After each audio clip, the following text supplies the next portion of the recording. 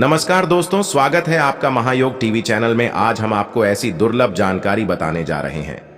वास्तव में जन्माष्टमी के दिन अगर आप यह उपाय कर लेते हो तो यकीनन आप पर लड्डू गोपाल की कृपा हमेशा ही आप पर एवं आपके पूरे परिवार पर बनी रहे। आज की वीडियो बेहद ही खास और ज्ञानवर्धक होने वाली है, क्योंकि मैं सौगंध खाता हूं कि आप पर लड्डू गोपाल की कृपा ना हो जाए, भगवान श्री कृष्ण की कृपा आप पर ना हो जाए। तो मजे बतान माताएं बहनों, अगर आप गौ माता को जन्माष्टमी के दिन यह एक चीज खिला देते हो तो मन कर चलिए, आपका भाग्य बदल जाएगा। मैं लड्डू गोपाल की सौगंध दिखाता हूं कि आपकी हर मनोकामना इच्छा 24 घंटे के अंदर ही पूरी हो जाएगी। पर उसके लिए आपको महायोग टीवी चैनल की इस वीडियो को पूरा ही देखना होगा, तभी आपको लाभ होगा। अन्यथा आपने वीडियो को बीच में कहीं भी छोड़ दिया तो आपको कुछ भी लाभ नहीं होगा। इसलिए आप सभी से हाथ जोड़कर निवेदन है कि गौ माता से जुड़े यह उपाय अगर आपने कर लिए तो मन कर चलिए, आपका भाग्य बदलना तय है। क्योंकि जो व्यक्ति जन्माष्टमी के दिन इन उपायों को कर लेता है, यानी कि आपको यह तो झांत ही होगा कि जो भगवान श्री कृष्ण है, यानी कि जो हमारे लड्डू गोपाल हैं, इन्हें सबसे प्रिय गौ माता ही है। और गौ माता से जुड़े अगर कोई व्यक्ति जन्माष्टमी के दिन छोटे छोटे से भी उपाय कर लेता है तो उसके जीवन में सुख समृद्धि का वास हो जाता है। भगवान श्री कृष्ण की उसे पर असीम कृपा हो जाती है। इसलिए माताएं बहनों, आपको हम बता दें कि जो भी जन्माष्टमी के दिन इन उपायों को कार्यों को करेगा उसे भगवान श्री कृष्ण की असीम आशीर्वाद प्राप्त हो जाएगा। इसलिए आप सभी से हाथ जोड़कर निवेदन है कि इस वीडियो में कमेंट बॉक्स में जाकर जय श्री कृष्ण, जय लड्डू गोपाल, जय गौ माता अवश्य ही लिखे, तभी आपको भगवान श्री कृष्ण की कृपा प्राप्त होने वाली है।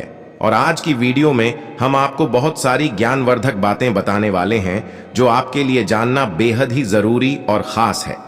चलिए सभी बातों को बारी बारी से हम जान लेते हैं। माताएं बहनों, आप सभी को हम बता दें कि लड्डू गोपाल की कृपा होगी और आप धनवान बन जाओगे। आप धनवान ना बने तो मुझे बताना दोस्तों, बस जो उपाय आपको बताया जाए वह उपाय कर लेना। चलिए जानते हैं।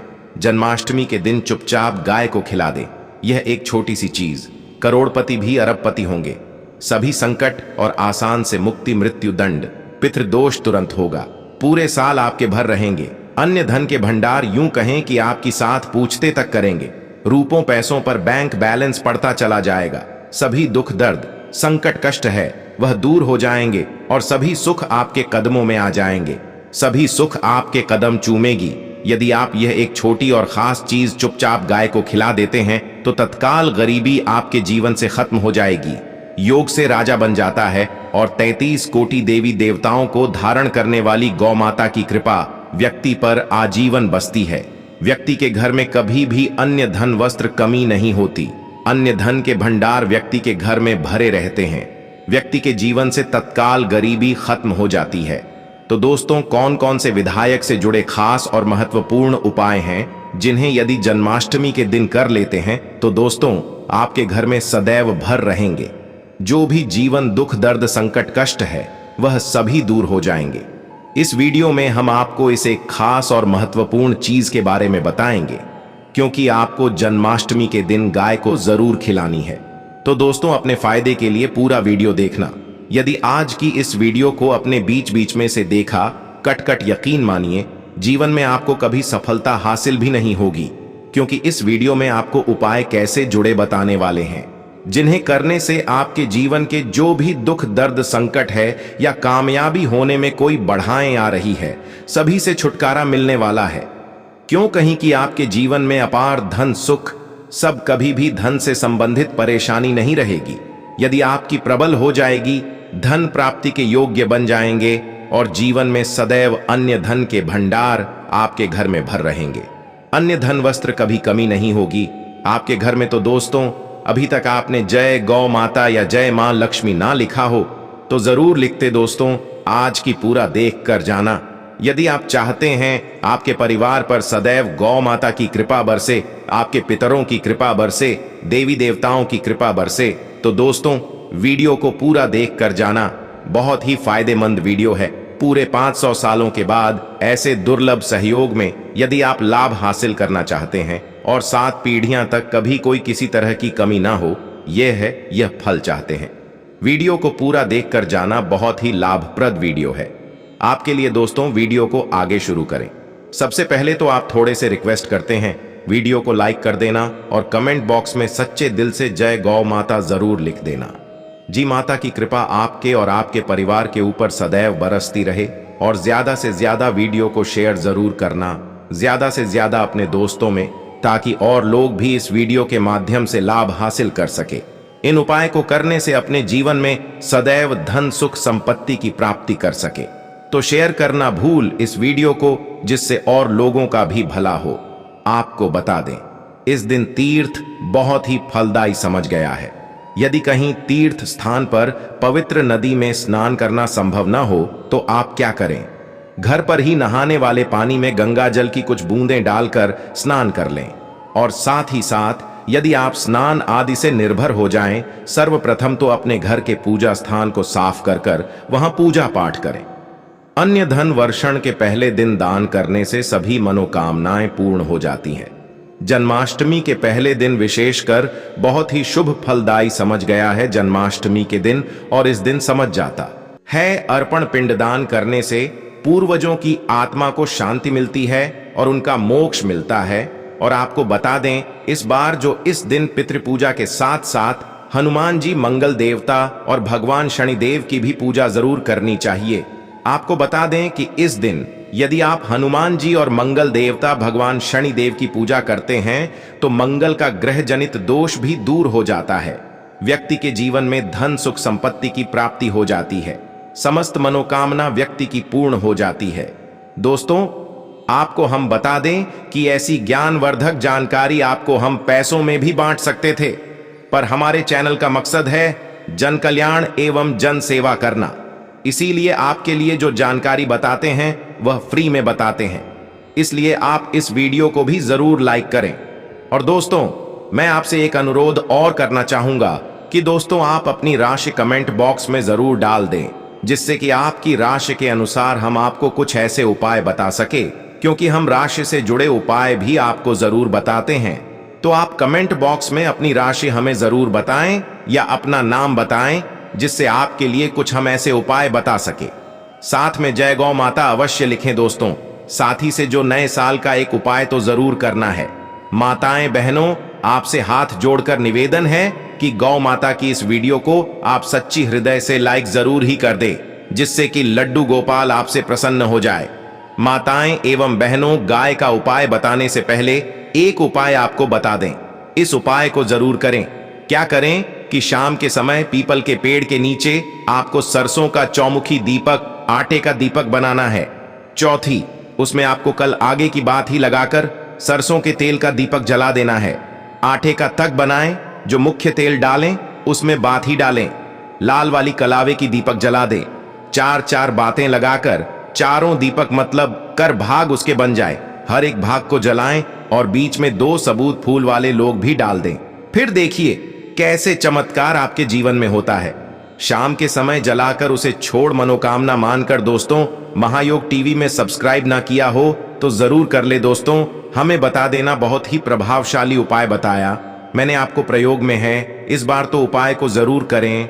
फुलवारी उपाय बताया है, बहुत ही आपको लाभ देगा यह उपाय। और अब बात करें से जुड़े कौन कौन से उपाय आपको इस दिन मतलब गए से जुड़े, जिन्हें करने से व्यक्ति को 7 पीढ़ियां तक बैंक बैलेंस की कमी नहीं होती, दुख दर्द संकट कष्ट दूर हो जाते हैं और सभी सुख व्यक्ति के कदमों में आ जाते हैं, काम चूमते हैं सभी सुख, और घर में अन्य धन के भंडार सदैव भरे रहते हैं, कोई कमी नहीं होती। किसी तरह कौन कौन से उपाय ध्यान से सुना, जिस तरह बताएं इस तरह इन उपायों को आपको करना है। तो चलिए शुरू करते हैं। कौन से जुड़े उपाय हैं? प्रभावशाली चमत्कारिक उपाय है जो कि आपकी किस्मत को चमका देंगे। आपको लाभ शुरू करते हैं। दोस्तों, सनातन परंपरा में गए गंगा और गायत्री का बहुत ज्यादा धार्मिक महत्व है। मानता है कि गौ माता के शरीर पर 33 कोटि देवी देवताओं का वास होता है। गौ माता की एवं पूजा करने वाले जातक पर इन सभी देवी देवताओं का बरसती है। हर एक सुबह जड़ में भोजन बना प्रारंभ हो तो सबसे पहले बनाई गई रोटी को आप गौ माता के नाम से निकलते हैं और भोजन करने से पूर्व गौ माता को इस रोटी को खिलाएं। यदि संभव हो तो काली गाय को खिलाएं। यदि काली गाय ना मिले तो सफेद गाय को भी आप खिला सकते हैं। हर एक और मांगलिक काम में गौ माता या उनसे जुड़ी चीज जैसे गाय का गोबर, गोमूत्र, गाय का दूध अथवा गाय के दूध से बना घी जरूर शामिल करें। इससे आपको पुण्य भाव की प्राप्ति होगी। सनातन परंपरा के अनुसार जिस घर में गाय होती है उसे घर से जुड़े सभी वास्तु दोष स्वामी खत्म हो जाते हैं, क्योंकि पंचम या के बिना कोई भी पूजा पाठ और हवन सफल नहीं। या दोस्तों अथवा महीने में परिवार समेत एक बार गौशाला जाने का नियम जरूर बनाएं और ना गायों को हर आचार्य जरूर खिलाएं, शांत हो जाते हैं। महायोग टीवी चैनल कभी किसी को भी गलत जानकारी नहीं देगा और इनसे जुड़े दोषों का निदान हो जाता है। गर्मियों में गौ माता को पानी पिलाई और सर्दी में गौ माता गोद जरूर खिलाएं। ध्यान रखें कि गर्मियों में गाय को गोद ना खिलाएं। अनेक देवी देवताओं को अपने शरीर पर धारण करने वाली गौ माता से जुड़े कई शुभ और अशुभ संकेत भी होते हैं। मतलब गाय का दूध दौड़ते समय यदि गए ठोकर मार दें और सारा दूध बिखर जाए तो अपशगुन होता है। यदि कोई यात्रा पर निकल रहा हो और गए अपने बछड़े को दूध पिलाती सामने आ जाए तो निश्चित रूप से कि यात्रा के लिए आप निकले हैं, वह यात्रा आप जरूर ही सफल होगी और वह जिसके लिए आप निकले हैं वह जरूर ही पूर्ण यात्रा पर जाते समय भाई और गाय की आवाज आना और रात्रि में गाय की हुंकार करना भी शुभ होता है दोस्तों। साथ ही साथ गए के साथ आप भूलकर भी यह काम ना करें, अन्यथा मिलता है। जी हां दोस्तों, गाय को राष्ट्रीय पशु बनाए जाने और इन्हें मौलिक अधिकार दिए जाने की बात हो रही है तो सवाल उठता है, गाय संस्कृत का अहम हिस्सा है, तभी गाय के साथ लोग खराब व्यवहार कैसे कर लेते हैं और जैसे ही दूध देना बंद कर देती है तो लोग इन्हें उनकी किस्मत पर छोड़ देते हैं, सड़कों पर और गलियों में भटकने के लिए। ऐसे में गोवंश जीवन को कोई डंडे मारता है तो कोई उन पर पानी डाल देता है, कई बार लग जाती है तो कभी बीमार होकर बेचारी आ गए दम तोड़ देती है। ऐसे में जरूरत है इन बातों को जानने की। गाय को लेकर शास्त्रों में क्या कहा गया है, आपको कैसा व्यवहार करना चाहिए। क्या दोस्तों, गाय को कभी भी मारना पीटना नहीं चाहिए। शास्त्रों में गाय को माता का दर्जा दिया गया है। गाय को मारने वाला माता को मारने पीटने वाले के समान पाप का भाग्य समझा जाता है। नरक लोक में वर्षों तक कष्ट भोगना पड़ता है। अगले जन्म पशु योनि में मिलता है। कि गौतम मुनि ने गलती से गाय को डंडा मार दिया था, जिस गाय की मृत्यु हो गई थी, और इस पाप से मुक्ति के लिए इन्हें वर्षों तक तपस्या करनी पड़ी। भगवान श्री कृष्ण जी ने बैल स्वरूप में आए वृद्ध आश्रम का वध कर दिया था, जिससे मुक्ति के लिए भगवान श्री कृष्ण को संपूर्ण तीर्थ को एक कुंड में बुलाना पड़ा और इस कुंड में स्नान से वह पाप मुक्त हो गए थे। ये दोस्तों साथ ही साथ पानी पी रही गाय को भागते हैं, वह घोर पापी के भंग बनाकर होते हैं। ऐसे लोग घर आप से मुक्त होकर स्वर्ग पाए जाते हैं और बड़े ही धनवान कल में जन्म लेकर सुख भोगते हैं। और साथ ही साथ आराम कर रही गाय को कष्ट देकर कभी भी उठाना नहीं चाहिए। वह जन्म में किए गए जाने अनजाने में पापों से मुक्ति हो जाती है और गोलोक में स्थान पाते हैं। गाय को डंडा मारकर उठना, पानी डालकर उठाने से मनुष्य पाप का भागी बनता है और अगले जन्म में उसे दर दर भटकना पड़ता है। और साथ ही साथ शास्त्रों में बताया गया है गाय के बछड़े से बचा हुआ दूध ही मनुष्य को लेना चाहिए।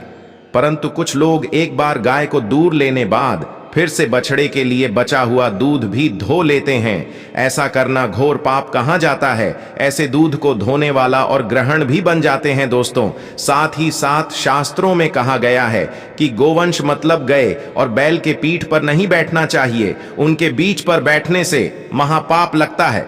ऐसे लोगों को ना कि यात्रा भोगनी पड़ती है।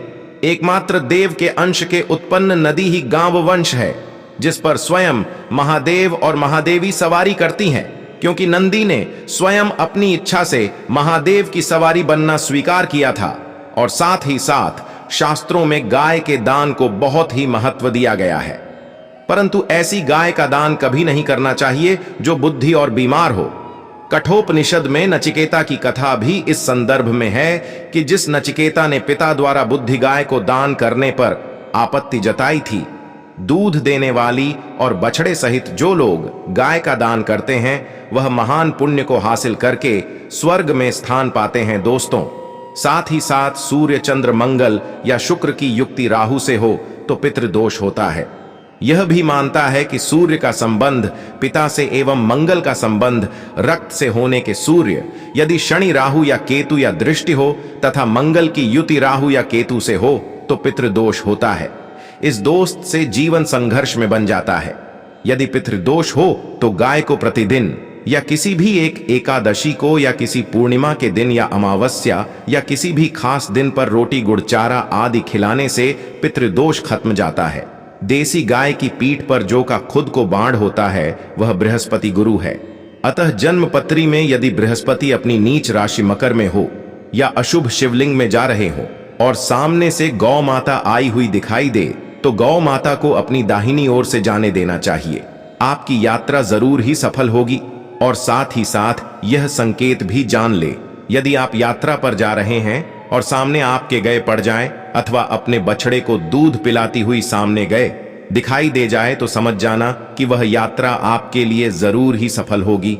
और साथ ही साथ जिस घर में गाय होती है उसमें वास्तु दोष स्वतः ही खत्म हो जाता है। और आप भी रोटी बनाएं, प्रतिदिन ताजी रोटी ही बनाएं। गाय को अगर आपने रोटी बनाई है तो कोशिश करें कि उसे रोटी को आप तुरंत ही गाय को दे दें। अगर आप उसे रोटी को रख देंगे और उसे रोटी को अगले दिन देंगे तो वह रोटी बंसी मानी जाएगी। गाय को कभी भी बासी रोटी ना दे, इसे घर में नकारात्मक ऊर्जा वास करती है और आपकी बिल्कुल भी नहीं बनेंगे।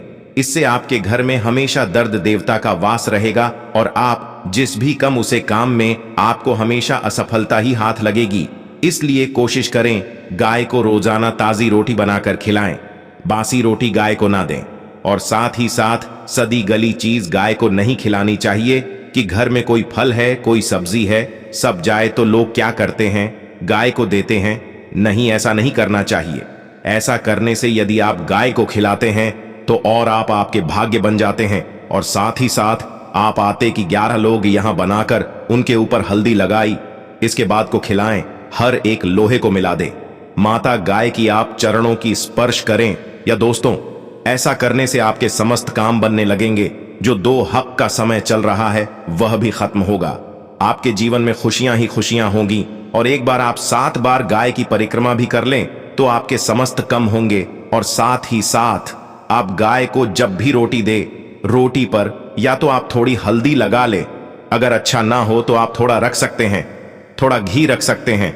या दोस्तों, गाय को कभी भी सूखी रोटी ना खिलाए। सूखी का मतलब गए रोटी रखें उसे, पर कुछ ना कुछ रख कर खिलाए। हल्दी रख ले मिश्री की या जो भी रख ले, मतलब खाली रोटी नहीं खिलानी। इस बात का जब भी आपको शुभ फलों की प्राप्ति होगी। जी हां दोस्तों, उपाय कुछ बातें जिन्हें आपको ध्यान में जरूर रखना चाहिए। या दोस्तों, वीडियो अच्छी लगी हो वीडियो को लाइक करें। नमस्कार माताएं एवं बहनों, लड्डू गोपाल की कृपा हमेशा ही आप पर एवं आपके परिवार पर बनी रहे। माताएं एवं बहनों, आज की वीडियो बेहद ही खास और ज्ञानवर्धक होने वाली है, क्योंकि आप सभी को हम बता दें कि जन्माष्टमी के दिन कुछ ऐसे शुभ योगी का निर्माण होने जा रहा है।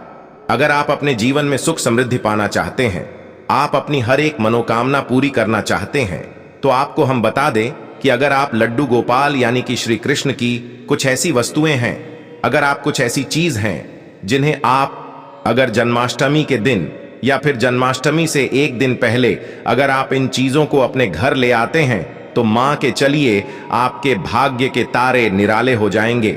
आप अपनी जीवन में जो भी परेशानी से जूझ रहे हैं वह हमेशा के लिए समाप्त हो जाएगी।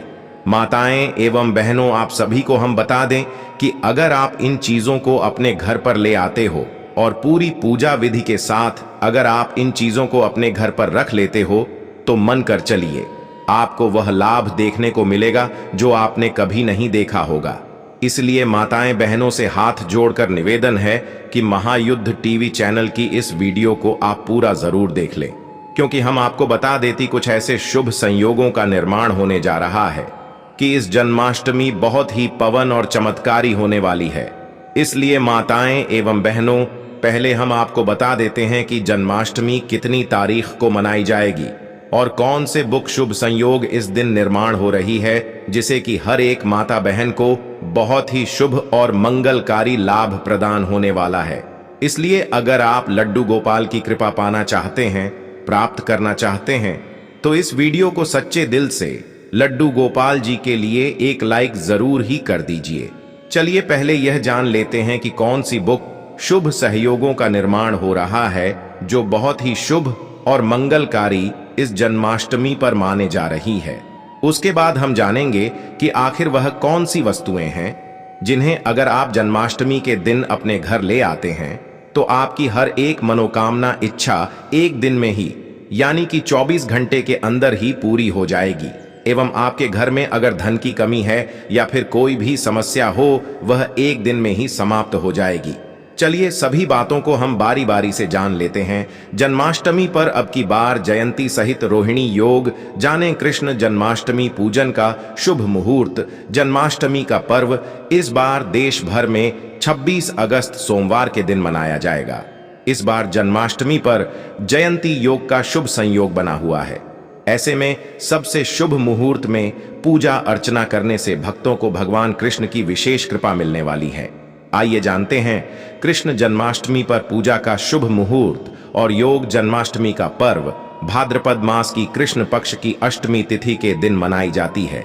जन्माष्टमी पर भगवान विष्णु के 8वें अवतार भगवान कृष्ण का जन्म हुआ था। हर साल जन्माष्टमी का पर्व बहुत ही धूमधाम के साथ मनाया जाता है।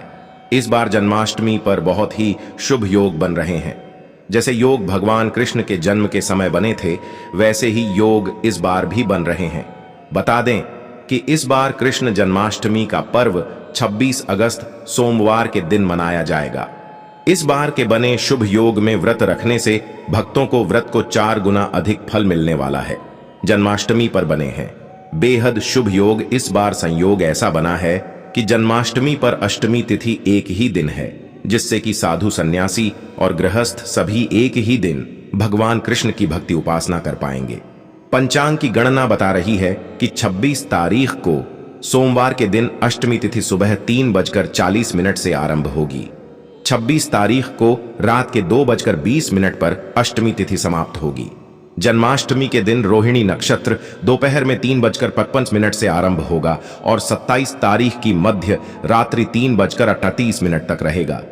जयंती योग का शुभ संयोग इस दिन चंद्रमा वृषभ राशि में होंगे, जैसा कि भगवान कृष्ण के जन्म के समय संयोग बना है। दरअसल उस दिन भी चंद्रमा वृषभ राशि में ही थे। जिस रात में अष्टमी तिथि मध्यकाल में होती है, उसी दिन जन्माष्टमी का पर्व मनाया जाता है। इस दिन रोहिणी नक्षत्र और चंद्रमा का वृषभ राशि में होना बेहद ही शुभ फलदायी रहेगा। साथ में अगर जन्माष्टमी पर सोमवार या बुधवार हो जाए तो यह बहुत ही दुर्लभ संयोग बनाता है। बुधवार और सोमवार को जन्माष्टमी होने पर जयंती योग का शुभ संयोग बनता है, जिसे जयंती योग भी कहते हैं। दरअसल जिस दिन भगवान कृष्ण का जन्म हुआ था उस दिन बुधवार था। ठीक इससे 6 दिन बाद यानी सोमवार को भगवान कृष्ण का नामकरण आदि कार्य किए गए थे। इसलिए जन्माष्टमी सोमवार या बुधवार में होना बेहद शुभ मानी जाती है माताएं एवं पहलू।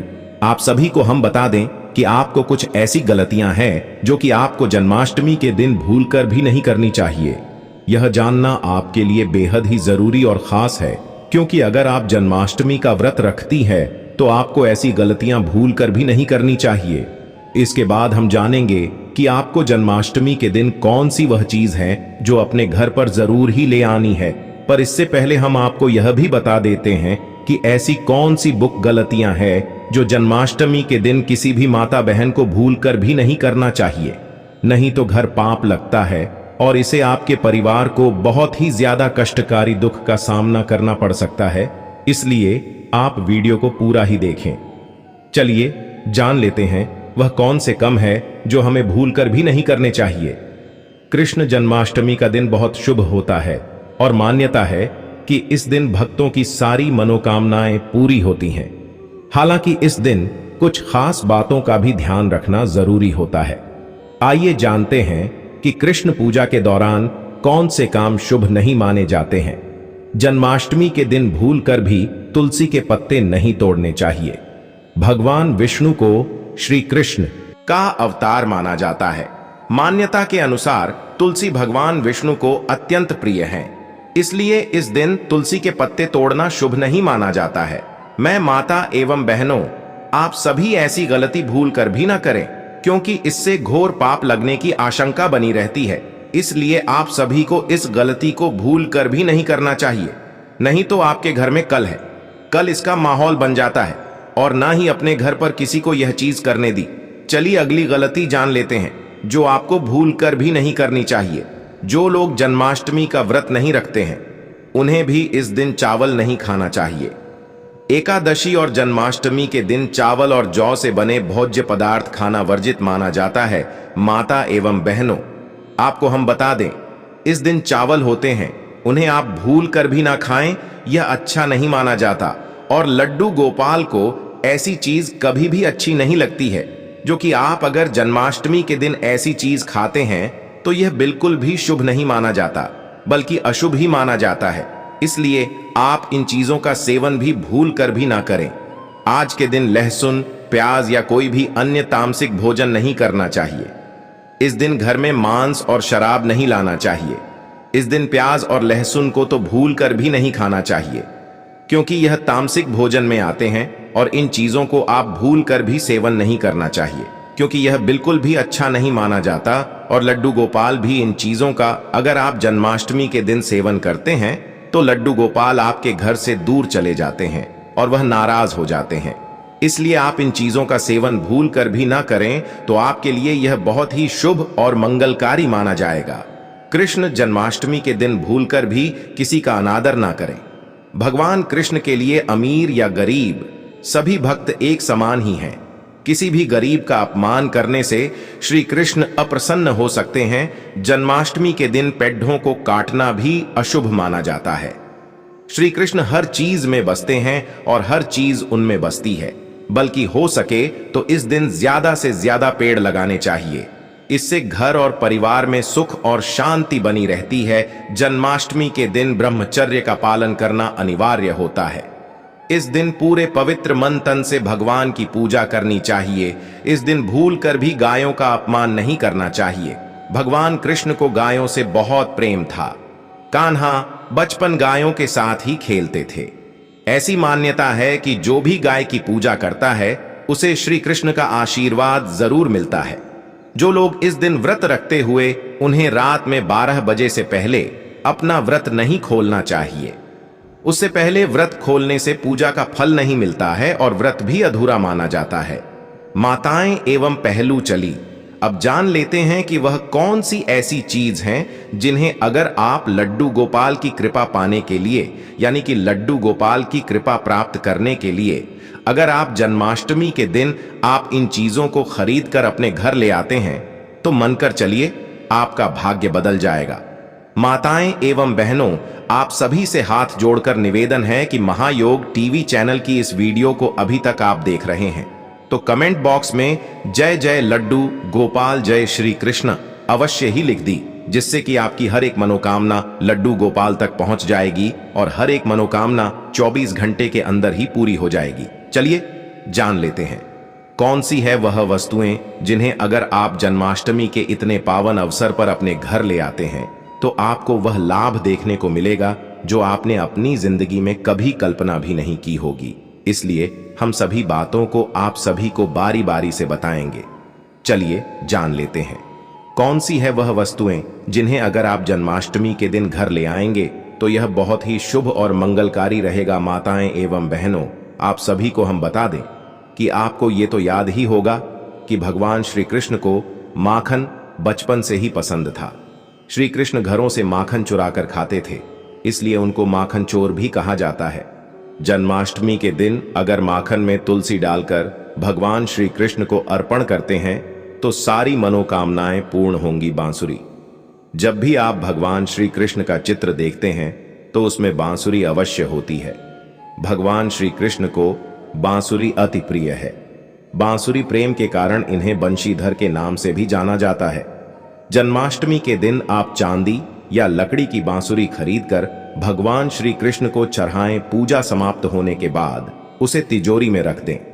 इससे घर की आर्थिक समस्या दूर होती है। गाय बछड़े की मूर्ति। ज्योतिष शास्त्र के अनुसार गाय में कई देवी देवताओं का वास होता है। अगर आप घर की बनी पहली रोटी गाय को खिलाते हैं तो सारे ग्रह दोष समाप्त हो जाते हैं। भगवान श्री कृष्ण को गाय से बेहद लगाव था। गाय के दूध से बना घी मक्खन वह खाते थे।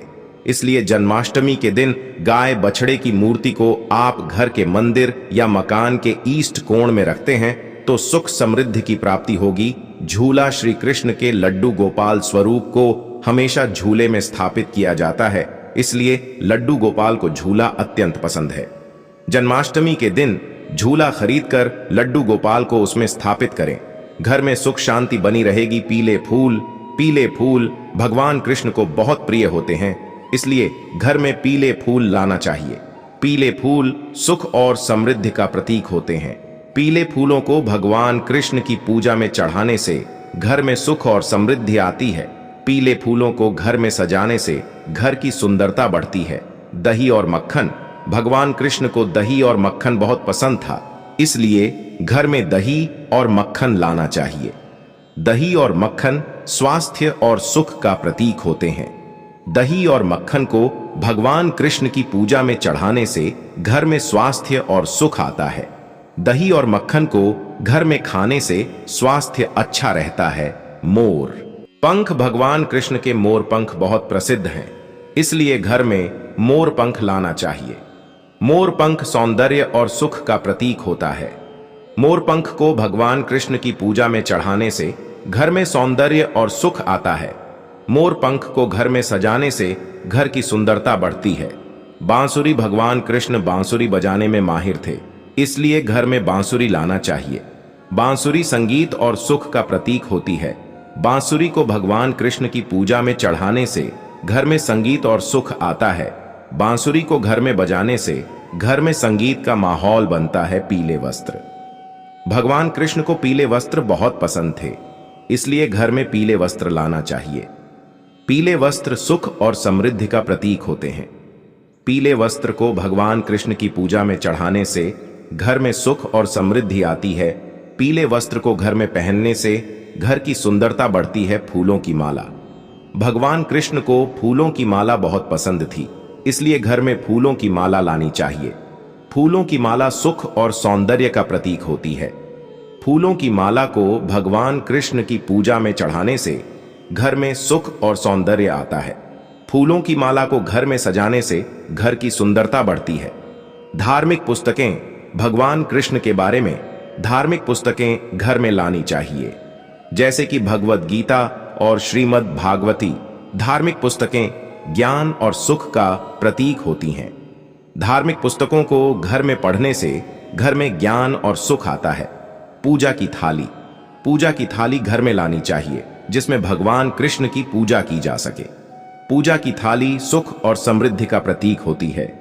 पूजा की थाली को घर में सजाने से घर की सुंदरता बढ़ती है। दीपक घर में लाना चाहिए, जो भगवान कृष्ण की पूजा में उपयोग किया जा सके। दीपक सुख और सौंदर्य का प्रतीक होता है। दीपक को घर में जलाने से घर में सुख और सौंदर्य आता है। अगरबत्ती घर में लानी चाहिए, जो भगवान कृष्ण की पूजा में उपयोग की जा सके। अगरबत्ती सुख और सौंदर्य का प्रतीक होती है।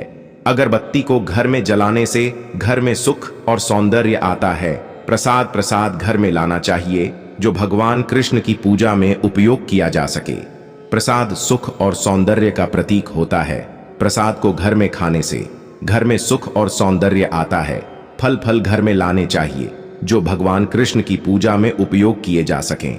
फल स्वास्थ्य और सुख का प्रतीक होते हैं। फल को घर में खाने से घर में स्वास्थ्य और सुख आता है। मेवे घर में लाने चाहिए, जो भगवान कृष्ण की पूजा में उपयोग किए जा सकें। मेवे स्वास्थ्य और सुख का प्रतीक होते हैं। मेवे को घर में खाने से घर में स्वास्थ्य और सुख आता है। सूखे मेवे घर में लाने चाहिए, जो भगवान कृष्ण की पूजा में उपयोग किए जा सकें। सूखे मेवे स्वास्थ्य और सुख का प्रतीक होते हैं। सूखे मेवे को घर में खाने से घर में स्वास्थ्य और सुख आता है। चंदन घर में लाना चाहिए, जो भगवान कृष्ण की पूजा में उपयोग किया जा सके। चंदन सुख और सौंदर्य का प्रतीक होता है। चंदन को घर में लगाने से घर में सुख और सौंदर्य आता है। सभी पर हमेशा ही बनी रहे। चलिए जान लेते हैं कुत्तू की खिचड़ी। यह एक प्रकार का अनाज है जिसके दाने हल्के भूरे रंग के हरे रंग के होते हैं। कुत्तू की खिचड़ी पौष्टिक होने के साथ साथ स्वादिष्ट भी है। इसे आलू और अन्य मसालों के साथ बनाया जाता है। आप इसे उपवास के दिनों में बनाकर खा सकते हैं। कुत्तू की रोटी या कुत्तू की पूरी भी बनाई जा सकती है। मखाने, आप मखाने की खीर बनाकर खा सकते हैं। यह भी व्रत में खाने के लिए उत्तम होती है। मखाने में लौह, कैल्शियम और फास्फोरस उच्च मात्रा में होते हैं, जिससे आपके शरीर को जरूरी पोषक तत्व प्राप्त होते हैं और इससे आपका पेट भी भरा रहता है। यह खाने में भी स्वादिष्ट लगती है। इसमें चीनी की मात्रा आप अपनी आवश्यकता अनुसार डाल सकते हैं। फलों का सेवन करना पूरे वर्ष लाभदायक होता है। फलों से आपको जरूरी ऊर्जा मिलती है। व्रत में फल खाए जा सकते हैं। आप चाहे तो अपने पसंद के फ्रूट्स से फ्रूट चाट भी बनाकर खा सकते हैं। फलों में आप मौसमी फल खाएं या आपके पसंद के फल का चुनाव कर सकते हैं। साबूदाना उपवास के दौरान ज्यादा से ज्यादा अपने दोस्तों में शेयर करें। चैनल पर नए हैं तो आपको इतनी ज्ञानवर्धक जानकारी प्रदान करता है, तो आपका भी यह विशेष रूप से कर्तव्य बनता है कि आप महायोगी टीवी चैनल को अवश्य सब्सक्राइब करें।